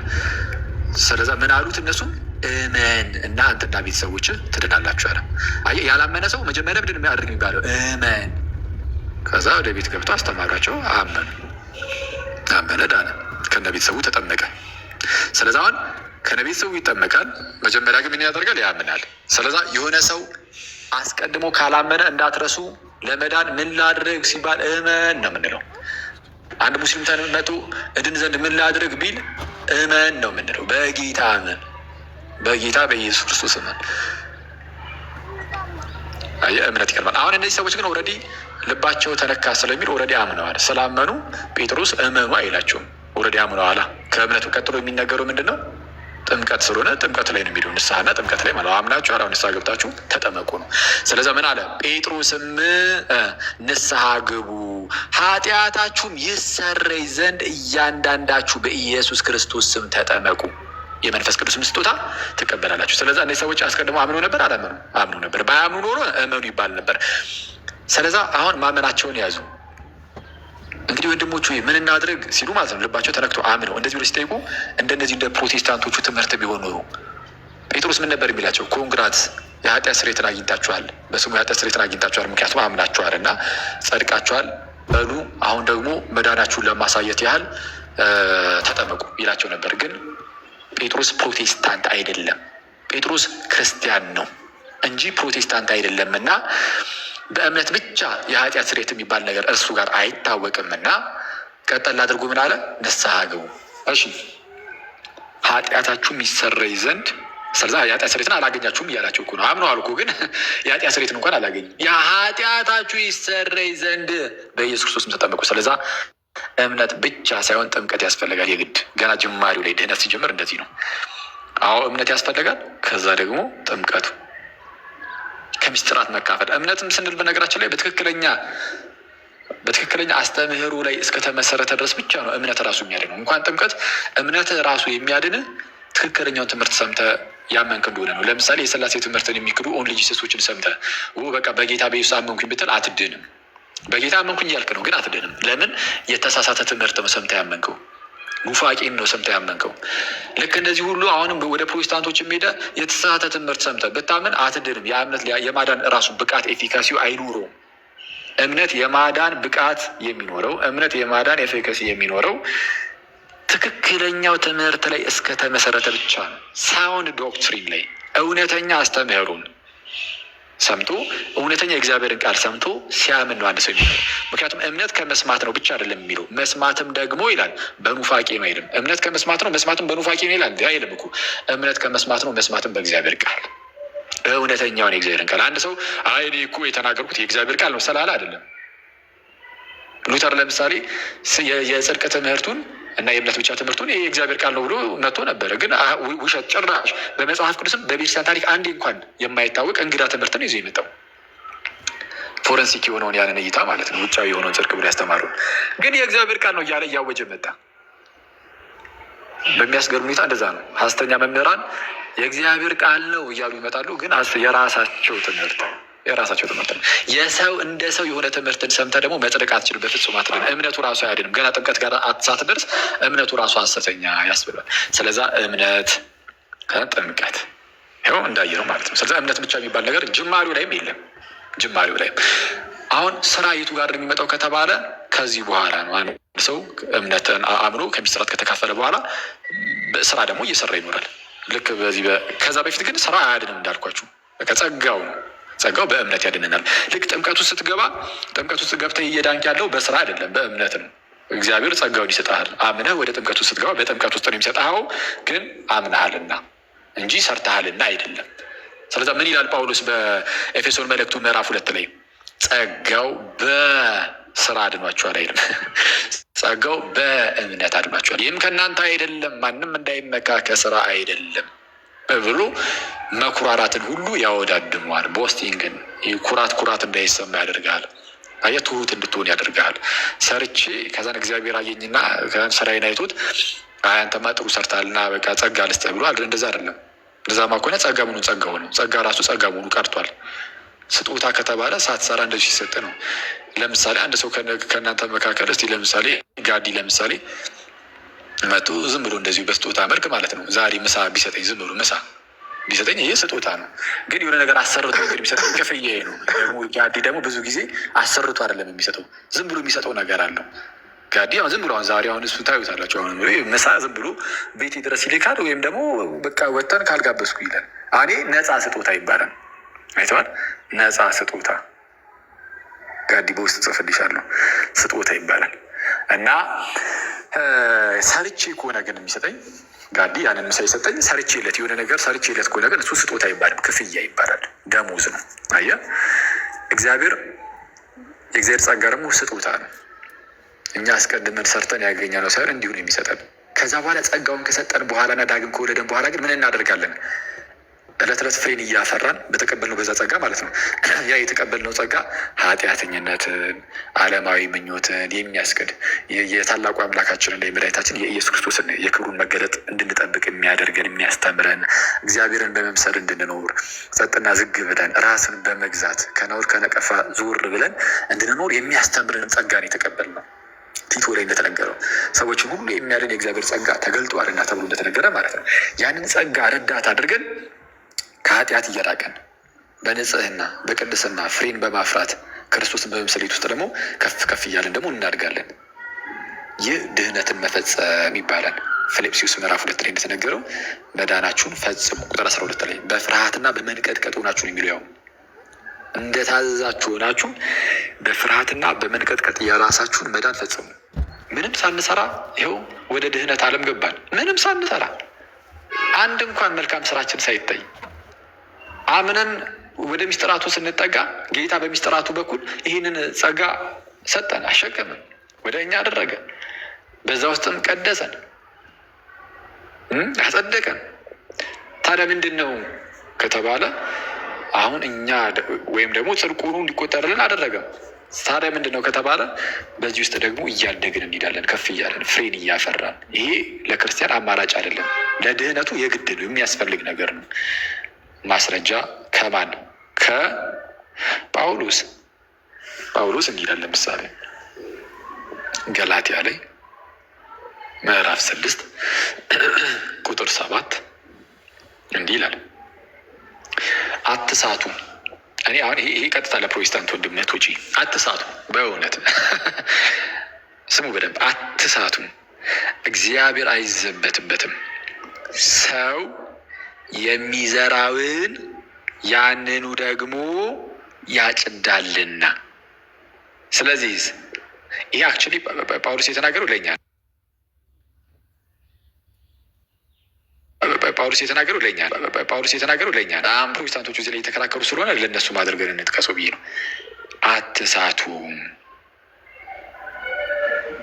እግዚአብሔር አይዘበትበትም እኮ ሰው የሚዘራውን ሁሉ ያንኑ ደግሞ ያጭዳልና በገዛ ስጋው። እሺ ምንድን ነው የሚዘራው ነው የሚያጭደው ተብሏል። አሁን ሰው ያጭዳል። የሚያጭደው ነገር አለው ሰው? አዎ የሚያጭደው ነገር አለ። የሚያጭደው ግን ምንድን ነው? እርሱ የዘራውን ራሱ የዘራውን ሁሉ በቃ እሱን ያጭዳል። እሺ ምንድን ነው የሚዘራው? ምንድን ነው የሚታጨደው? ቀጣይ ጥቅስ በገዛ ስጋው የሚዘራ። በገዛ ስጋው የሚዘራ ማለት የስጋን ፈቃድ የሚፈጽም ማለት ነው። ከላይ ከፍላችሁ ስታነቡ ምዕራፍ 5 ላይ የስጋ ስራ እያለ ያስቀመጠው ነገር አለ። ኃጢአት ነው። ኃጢአቶቹን ዘርዝሮ ነበር። ይሄ ዝሙት፣ መዳራት፣ ጣዖትን ማምለክ፣ ሟርት፣ ጥል፣ ክርክር፣ አድመኝነት እና የመሳሰሉትን፣ ስካር፣ ዘፋኝነት ምናምን። በገዛ ስጋው የሚዘራ ይህም የስጋን ፈቃድ የሚፈጽም ከስጋ ምንን መበስበስን ያጭዳል። መበስበስን ማለት የዘላለም ሞትን። በመንፈስ ግን የሚዘራ ሚኒንግ የመንፈስን ፈቃድ የሚፈጽም ማለት ነው። በመንፈስ ግን የሚዘራ ከዚህ ከመንፈስ ምንን ያጭዳል? የዘላለም ሕይወትን ያጭዳል። አሁን ተመልከቱ፣ የሚታጨደው ምንድን ነው? መበስበስ ወይም የዘላለም ሕይወት። እንዲህ የዘላለም ሕይወት የሚታጨድ ነው። በቃ እንግዲህ ጳውሎስ ካለ አለ ነው። እኔ ፕሮቴስታንትን አይደለም የምሰማው፣ ጳውሎስን፣ ፓስተሮችን አይደለም የምሰማው። አሁን እንደ እኔ ፕሮቴስታንቶች ልትሉ የሚገባው ይሄን ነው። እኔ ከፓስተር ይልቅ ጳውሎስን ነው የምሰማው ማለት መጀመር አለባችሁ። ከፓስተር ይልቅ ጳውሎስን የዘላለም ሕይወት ይታጨዳል ብሏል ጳውሎስ። መበስበስም ይታጨዳል ብሏል። እኛ የምናጭረው ደግሞ የዘራነውን ነው ብሎም ደግሞ ከላይ ተናግሯል። ታዲያ ይህ መዝራት አሁን የዘላለምን ሕይወት ለማጨድ ምንድን ነው የምትዘራው? ቀጣይ ጥቅስ ተናግሯል። ምን ብሎ? ባንዝልም ሚዩት አድርግ፣ ሚዩት አድርግ፣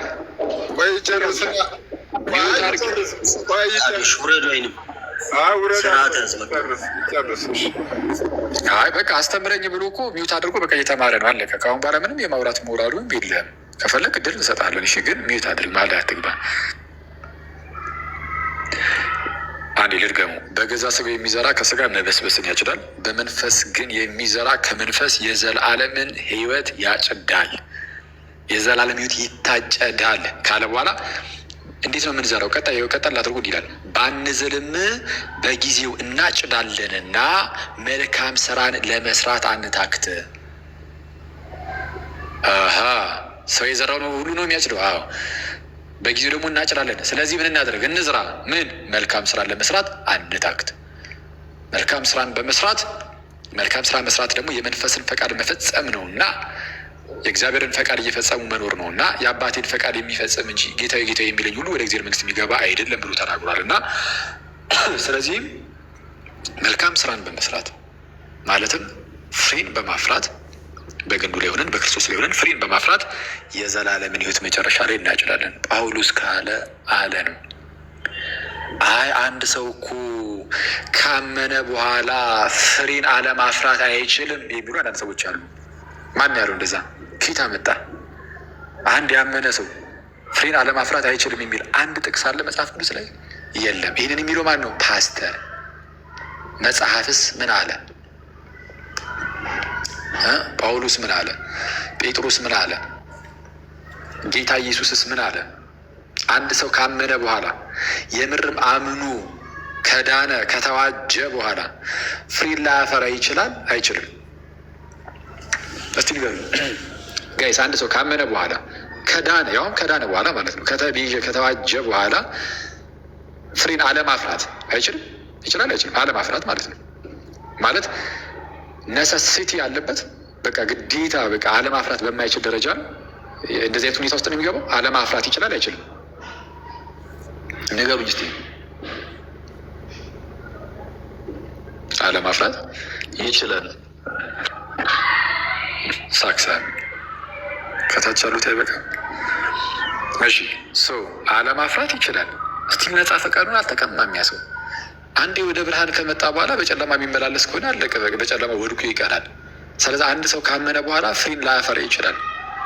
ስቲል አምኗል፣ ድኑ ነበረ፣ ተዋጅቶ ነበረ። ልክ ጴጥሮስ ምን ይላል መሰላችሁ? በሁለተኛ መልእክቱ ምዕራፍ 1 ላይ ይቅርታ፣ ምዕራፍ 2 ላይ ጴጥሮስ በሁለተኛ መልእክቱ ምዕራፍ 2 መግቢያው ላይ ሐሰተኞች ነቢያት በሕዝቡ መካከል እንደነበሩት እንዲሁ በመካከላችሁ ደግሞ ሐሰተኛ አስተማሪዎች ይኖራሉ ይላል። በጥንቱ በብሉይ ኪዳን ሰዓት ሐሰተኛ ነቢያት ይነሱ ነበር። በእናንተ መካከል ልክ እንደዚሁ ሐሰተኛ ነቢያት ወይም ሐሰተኛ መምህራን አስተማሪዎች ይነሳሉ ይሆናሉ። ጌታ እንኳ ክደው የሚፈጥንን ጥፋት በራሳቸው ላይ ያመጣሉ፣ የሚያጠፋ ኑፋቄንም አሹልከው ያስገባሉ እያለ ይናገራል። ማንን ክደው? የዋጃቸውን ጌታ። ፍሬን አለማፍራት ተው፣ ጭራሽ ኢየሱስን ሊክዱት ይችላሉ። ከዋጃቸው በኋላ ከተዋጁበት በኋላ ያንን የዋጃቸውን ጌታ ይክዳሉ ነው የተባሉ።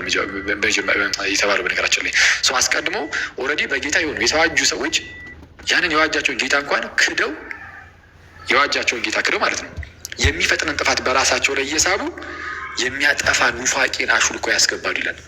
በኑፋቄ ምክንያት ጌታን ይክዱታል። አንድ የተዋጀ ሰው ፍሬን አለማፍራት አይደለም ጭራሽ ከነ ጌታን ራሱ ሊክደው ይችላል። እምነቱን እንኳን ሊተው ይችላል። አለማፍራት አይደለም ጽድቅን አለመፈጸም ጭራሽ ይሄ አይከብድም እንዲ ጭራሽ። ጌታስ ምን አለ ነው? ጌታ ምን አለ? ዮሐንስ ወንጌል ላይ አሁን ቅድም አስችሉ ነበር ምዕራፍ 15 ላይ እውነተኛ የወይን ግንድ እኔ ነኝ ብሎ በጀመረው ክፍል ላይ ማለት ነው ፍሬ የማያፈራውን በእኔ ያለውን ቅርንጫፍ አባቴ ያስወግዷል አላለም ወይ? እንዴ ፍሬ የማያፈራውን እኮ ነው ያለው። አይ ፍሬ ካላፈራ ሲጀመርም በክርስቶስ አልነበረም ልትል ነው አይደለም? ይኸው በእኔ ያለውን አላ ጌታችን በእኔ ያለውን በእኔ ያለውን ፍሬ የማያፈራውን። ስለዚህ አንድ ጊዜ በግንዱ ሆነ በክርስቶስ ሆነ፣ ግን ፍሬን ካላፈራ ይኸው በግንዱ የሚሆነው ሰው ሲያምን ነው አይደለም። በሐሰተኛ እምነት የምሩን ሳያምን አንድ ሰው ዝም ብሎ እንደዚሁ በክርስቶስ ይሆናል እያላችሁ እና ስለዚህም ጌታ የልብን አያውቅም ማለት ነው። አጭበርብሮ መግባት ይቻላል ነው። አጭበርብሮ የጌታ አንድ ክፍል መሆን ይቻላል እያላችሁ ነው። ስለዛ ገና ከጅምሮ አንድ ሰው የምርም በክርስትና አስተምህሮ አምኖ አዎ በጌታ አምናለሁ ብሎ በጌታ ይሆናል፣ ከጌታ ጋር አንድ ይሆናል ከሆነ በኋላ ፍሬን የማያፈራ ከሆነ ይቆረጣል። ግዴታ ድህነትን ለመፈጸም ያ ሰው ፍሬን ማፍራት አለበት። ጌታ ነው እንግዲህ ያለው። ስለዛ የአንድ ጊዜ ያመነ ሰው ፍሬን አለማፍራት አይችልም የሚለው ውሸታ ማለት ሐሰተኛ የፕሮቴስታንት ትምህርት፣ የፓስተር ትምህርት እንጂ የኢየሱስ ትምህርት አይደለም። የፓስተሮች ትምህርት እንጂ የጳውሎስና የጴጥሮስ ትምህርት እንዳልሆነ በዚህ ማወቅ እንችላለን። ከዚህ አሁን ከተማማርነው ትምህርት ውስጥ ምን መረዳት ይችለናል? በአጭሩ የስ አንድ ሰው አስቀድሞ ማመን አለበት፣ ከሚስራት ይካፈላል። ከዛ በኋላ ስራው ምንድን ነው? ወደ ብርሃን የመጣ ሰው በብርሃኑ በመመላለስ ክርስቶስን በመምሰሌት ውስጥ መልካም ስራን እየሰራ ፍሬን እያፈራ ይኖራል። ይህ ድህነትን መፈጸም ይባላል። አመጣጣችን የተጠራ ነው። ለዛ ነው መልካሙን ስራ ለመስራት በክርስቶስ ኢየሱስ ተፈጠርን ይላል ኤፌሶን ምዕራፍ 2 ቁጥር 10 ላይ መልካሙን ስራ ለመስራት ነው እንደ አዲስ የተፈጠር ነው። ዳግም የተወለድ ነው። ራሱ ለተፈጠርንበት ዓላማ መኖር ደግሞ አማራጭ አይደለም፣ ግዴታ ነው ለድህነት። እሱን ይኸው የዘላለም ሕይወት ይታጨዳል ብሎ ጳውሎስ ተናገረ። ስለዛ ለፕሮቴስታንቶች ጥሪ ፓስተሮቻችሁን ሳይሆን ጳውሎስን ተቀበሉት፣ አለቀ። ጳውሎስ አሁን በነገራችን ላይ በፕሮቴስታንት ውስጥም ጥሩ ነውጥ የተነሳ ነው። ኒው ፐርስፔክቲቭ ኦን ፓውል የሚል ኒው ፓውሊ ፐርስፔክቲቭ ማለት ነው። የጳውሎስ መልእክታት ላይ ወይም የጳውሎስ ጽሑፍ ላይ አዲስ ፐርስፔክቲቭ ይዘን መተናል የሚሉ ሰዎች ተነስተዋል። እና ኤንቲ ራይት ማለት ነው። እና ኤንቲ ራይት ይህንን ይዘው መጥተዋል። አረ ጳውሎስ ይሄ ስለ እምነት ሲናገር እነ ሉተር አልተረዱትም ወደ ማለት ነገር ማለት ነው። እምነት የሚለው ነጭራ አልገባቸውም። እምነት የሚለው ኤሊጀንስ አይነት ነገር ነው፣ መታመንን የሚይዝ ነው። ልክ ቅድም ማቲው ባሪትን ሲጠቅስ ነበር ሳልቬሽን ባይ ኤሊጀንስ አሉን የሚለውን ኤሊጀንስ አይነት ነው። የዝም ብሎ የማመን ጉዳይ ብቻ አይደለም፣ ለንጉሱ ታምኖ የመኖርም ጉዳይ ነው። ስለዛ በቃ ይህ ነው ጥሪያችን። ፓስተሮችን አንድ ጊዜ ወደ ጎን አድርጋችሁ ክርስቶስን ተቀበሉ። እሺ ጥያቄ ምንድን ነው? አሁን አስተምሬ ብለህ ዲዩት አድርገህ ነበረ። አሁን ድጋሜ ደግሞ አሁንም ላውራ እያልክ ነው። ምንድን ነው ስ ንገረኝ። አሪፍ ነው ትምህርት፣ በጣም አሪፍ ነው። ተምሬ ያለው ግን እኔ አንድ ከአንተ ካስተማርከው ማልቀበሉ መሰለህ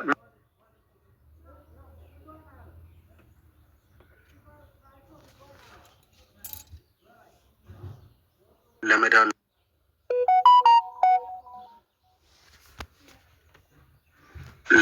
እኔ ስተናል። የምንመካበት ነገር አለ፣ የሆነ ለእግዚአብሔር የምናቀርበው ነገር አለ። ተመክተናል በስራችን ከጸጋው የተነሳ ወደ ክርክር እየገባ ነው። ክርክር ከሆነ አይቶ አታውራ። ቆይ አንድ ያኪል አውራ። ክርክር አይደለም። ኦልሬዲ በቃ ሚውት አድርጌ አስተምረኝ። እየተከራከርኩ አይደለም። አንተ አስፈላጊ ወደ 10 ደቂቃ ምናምን ስታወራ ዝም ብዬ ሰምቻለሁ። አዎ ዝም ብለህ የሰማኸው መጀመሪያ ፈቅደህ ነው። እኔ ሚውት አድርጌ በቃ ልስማ ብለህ አስተምረኝ እስኪ በቃ እንዴት እንደሆነ ብለኸኝ ለዛ ነው ያወራሁት። አንተ ፈቅደህ ፈልገህ፣ እኔ ግን አልፈቅድልህም፣ አልፈልጉም። ምንም ጥቅም የለም። አሁን ክርክር ከሆነ አሁንም ዝም ብሎ ጉንጭ አልፋ ብቻ ይሆንባል። አሁን የተማርከው ትምህርት አለ አይደለ? እሱን ያዘው በቃ አለቀ። መጽሐፍ ቅዱስ ላይ ሰው የዘራውን እንደሚያጭድ ከተነገረ እና የዘላለም ሕይወት እንደሚታጭድ ሰው የዘራውን ያጭዳል ብሎ ያለው እዛ ጋር ስለ መዝራትና ስለ ማጨድ እዛ ጋር ጳውሎስ ያወራው አንተ የምር ነው? ስለ መልካም ስራ ነው ወይስ ስለ እምነትና ስለ መንፈስ ፈቃድ ነው ወይስ ስለ ስጋ ምኞት ነው እያወራ ያለው? ተረጋግተህ ለምን አታውራም? አሁን ይኸውልህ ድምፅን ቁርጥ ከሚል ተረጋግተህ አውራ። እሺ ምንድን ነው የምትለኝ? ስጀመርም ተረጋግቼ ነው ያወራ ያለሁት እና መሰለህ አሁን ጳውሎስ እዛ ጋር ሰው የዘራውን ያጭዳል። ቆይ ሰው እዛ ጋር ጳውሎስ የዘራውን ያጭዳል ሲል እያነጻጸረ ያለው ስለ ሕግ ስራ ማን ነው? ስለ መልካም ስራ።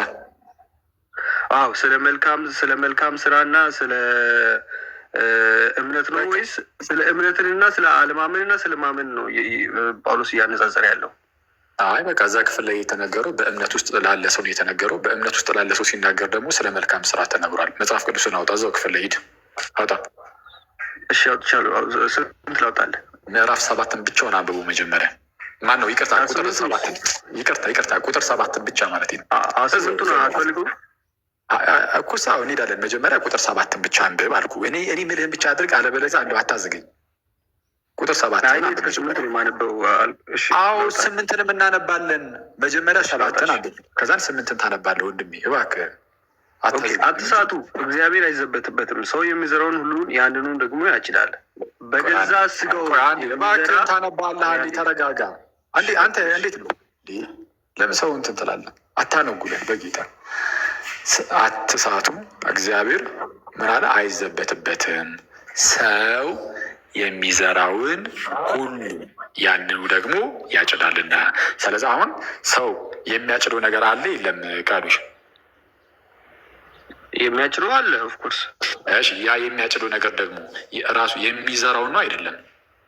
በእምነት የሚዘራውን ነው። ችግር የለም። በእምነትም በለው ምን በለው ብቻ የሚዘራውን ነው አይደለም? አሁን እዛ ክፍል ላይ የሚሉን ብቻ አንጨምር ቃል ለጊዜው። አይ ከ8 አለ እኮ ከ8 ላምብልህ ችግር የለውም። 8 ላይም ምን አይነት ዘር እንደሆነ ላሳይ። ቆይ አንዴ 8 ላይም በእምነት የሚል ቃልን አይጠቀምም። ችግር የለውም ብያለሁ እኮ እኔ እምነቱ ችግር የለብኝም። ግን 8 ላይም የለም እምነት የሚል ቃል ግን እሱን አንዴ። እሺ እባክህን እሺ ቀጥል። ከይቅርታ ጋር እንደው እባክህን ቃል ሳንጨማምር መጽሐፍ ቅዱስ ላይ ያለውን አንዴ እንትን እንበል። አሁን ለትርጉምም እንዳያሻማል። ሰው ያጭዳል አልከኝ። ሰው የሚያጭደው የሚዘራው ነው አይደለም? ሰው የሚያጭደውማ የሚዘራውን ነው የሚያጭደው። የሚዘራውን ሰው የሚዘራውን ራሱ ሰውዬው የሚዘራውን ነው የሚያጭደው።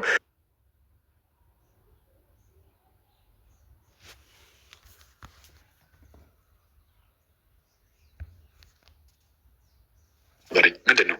በገዛ ስጋው የሚዘራ ከስጋ መበስበስን ያጭዳል ማለት ምን ማለት ነው? ለአለማመን ነው እየተናገረ ያለው እዛ ጋር። የት አለ እዚህ ጋር አለማመን ይላል ወይስ አውዱን አታውቁም? በገዛ ስጋው የሚዘራ ማለት ምን ማለት ነው? የገዛ ስጋው የስጋውን ምኞቱን የሚፈጽም እንደማለት ነው። በዚህ ልጅ አየህ፣ እንደዛ ነው የሚባለው። ለምንድን ነው? አለማመን አይደለም ኃጢአትን የሚሰራ ነው። ሂድ አንድ ይህንን እንድትረዳው ወደ ምዕራፍ 5 ቁጥር 16 ላይ ሄድ። አይ ቀጥሎ ያለው ላምብልህ። ኧረ ታነባለህ። ይህን ቀጥሎ ያለው ላምብልህ። ችግር የለም እየተረዳኸው እባክህን። አይተኸዋል። አይ ሌላ ይሄ ቀጥሎ ያለው ላምብልህ። ፕሮቴስታንቶች በቃ ይሄ ነው አደገኛ ችግራችሁ።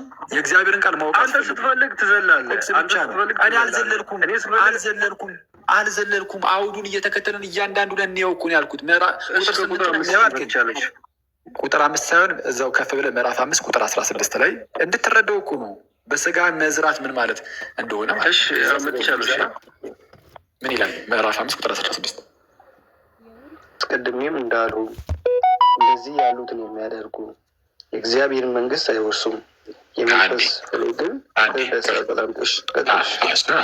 አሁን ከላይ ምን አለ? የስጋ ስራ የተገለጠ ነው፣ እርሱም ብሎ ኃጢአቶችን ዘረዘረ እና አስቀድሜም እንዳልኩ እንደነዚህ ያሉትን የሚያደርግ የእግዚአብሔርን መንግስት አይወርሱም። ስለዚህ ይሄ ለክርስቲያኖች የተሰጠው ትምህርቱ አይደለም፣ ለክርስቲያኖች ነው። ምንም አያከራክረንም። ጎበዝ። እሺ ለክርስቲያኖች ጳውሎስ እንደዚህ አይነት ኃጢአትን የምትሰሩ ከሆነ ነው በቃ የእግዚአብሔር መንግስት አትወርሱም ብሎ ደምድሟል። ከዛ በኋላ አሁን ተመለስና በገዛ ስጋው የሚዘራ ከስጋ መበስበስን ያጭዳል ሲል እንደዚህ ኃጢአትን የሚሰሩትን ነው አይደለም? ክፉ ስራ የሚሰሩትን። እሺ ቀጥል። አይ ነው አይደለም? ንገረኝ እንጂ ይሄ ቀላል ነው እኮ። ለምን ቅድም እኮ አንተም እኮ ብለኸዋል። በእርግጥ የስጋ ምኞትን የሚፈጽሙ ብለሃል እኮ። እሱን እኮ ነው አዎ። ስለዚህ ኃጢአትን የሚሰሩ ማለት ነው። እሱ በስጋ የሚዘራ ማለት ኃጢአትን መስራትን፣ ኃጢአትን ማድረግ፣ ክፉ ምግባርን ማሳየት ነው። እሺ ክፉ ስራን መስራት ወይም ኃጢአትን መስራት እሱ ከስጋ መበስበስን ያጭዳል። ቀጣይ ደግሞ አንብቤው ለአንብቤው ያልከውን አንተውም እኮ ቀጥሎ በመንፈስ ግን በመንፈስ ግን የሚዘራው ከመንፈስ የዘላለምን ሕይወትን ያጭዳል። አንዴ ቆይ፣ አሁን በምን የሚዘራ አለ? በመንፈስ የሚዘራ። በመንፈስ የሚዘራ ደግሞ ምንድን ነው? የመንፈስን ፈቃድ የሚፈጽም መልካም ስራን መስራት አይደል? ነው። በጣም ጥሩ። ይህን ደግሞ በደንብ ለመረዳት አንዴ ቀጣዩን ጥቅስ አንብባት። በአንዝል በጊዜ እናጭዳለን፣ መልካም ስራ ለመስራት አንታገት። አዎ ባንዝልም በጊዜው እናጭዳለን እና መልካም ስራ ለመስራት አንታክት። ስለዚህ አሁን በመንፈስ የሚዘራ ግን ከመንፈስ የዘላለም ሕይወት ያጭዳል ሲባል በመንፈስ የሚዘራ ማለት መልካም ስራን መስራት ነው አለ። በመንፈስ የሚዘራ የዘላለም ሕይወት ያጭዳል። ስለዚህ መልካም ስራን የሚሰራ የዘላለም ሕይወት ያጭዳል እያለ ነው። ሰው የሚያጭደው የዘራውን ነው ብሎ ነበረ። ስለዚህ የዘላለም ሕይወት ለማጨድ ግዴታ መልካም ስርዓት መስራት አለብን ማለት ነው። ይህንን አመንክ ማለት ነው። አይዘሩ እኮ ምን አምናለሁ፣ ግን አሁን በዘሩ ላይ ይህንን ካመንክ አሪፍ ነው። መልካም ስራ ሰራው የዘላለም ሕይወትን ለማጨድ ከሆነ አንዴ ምን መሰለህ ዘሩ እምነት ብዬ ነው ማምኑ። ሲጀመር እዚህ ጋር የሚዘረው የመንፈስ መልካም ስራ ነው እኮ አልክ። አሁን መልካም ስራ ነው ብለህ እኮ አምልክ። ይህ በመንፈስ መዝራት እሱ መልካም ስራ ነው አልከን። አለቀ እኮ እዚህ ጋር ውይይቱ። ስለዚህ በመልካም ስራ የዘላለም ሕይወት ይታጨዳል አልክ አይደል? በቃ እኛም እያልን ያለ ነው ይሄን። በአይ በመልካም ስራ የምታጨድ ቆይ አንዴ ብቻ ምን ይላል? አይዞህ በቃ አሁን አንዴ ካመንክ በኋላ ቁጭቷል። ሳየ እንደዛ አይደለም ያልኩት ነው። ሲጀመርም እኔ ከቅድም ጀምሮ ዘር የሚባለው ዘር በመንፈስ መዝራት የሚለውን እዚህ ጋር መልካም ስራ ነው ብለኛል አላልከኝም? መልካም ስራ አላልኩም አላለም ጋይስ? እስቲ ያልኩትን በጣም ጠንቅቄ ያውቃለሁ። መልካም ስራ አላልኩም። በመንፈስ መዝራት የሚለው እዚህ ጋር መልካም ስራ መሆኑን አምኖልን አልነበረም እንዴ? እስቲ ከታች ነገሩን ጋይስ፣ ወይስ እኔ ጆሮዬ ነው?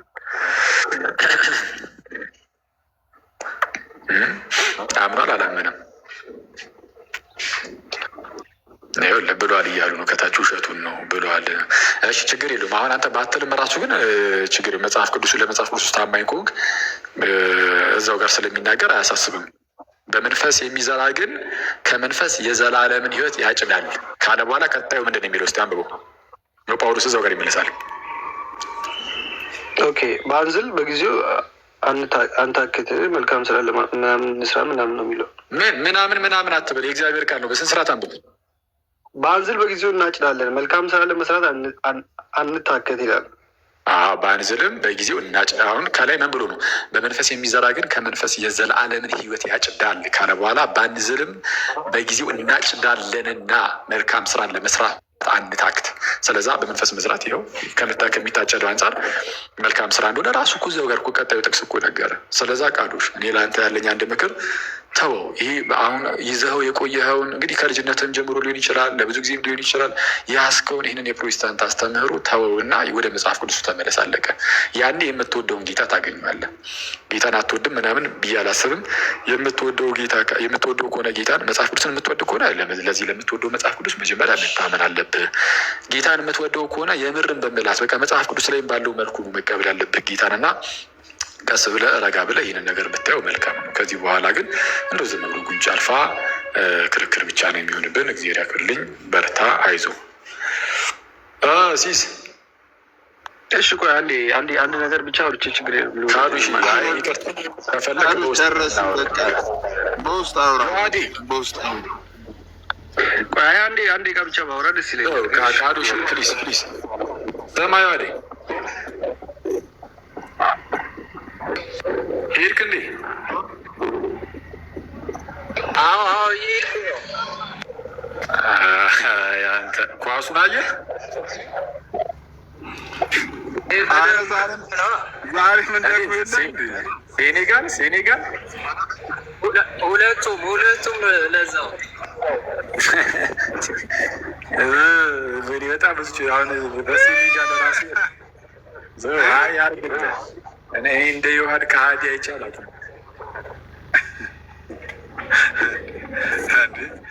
አንተ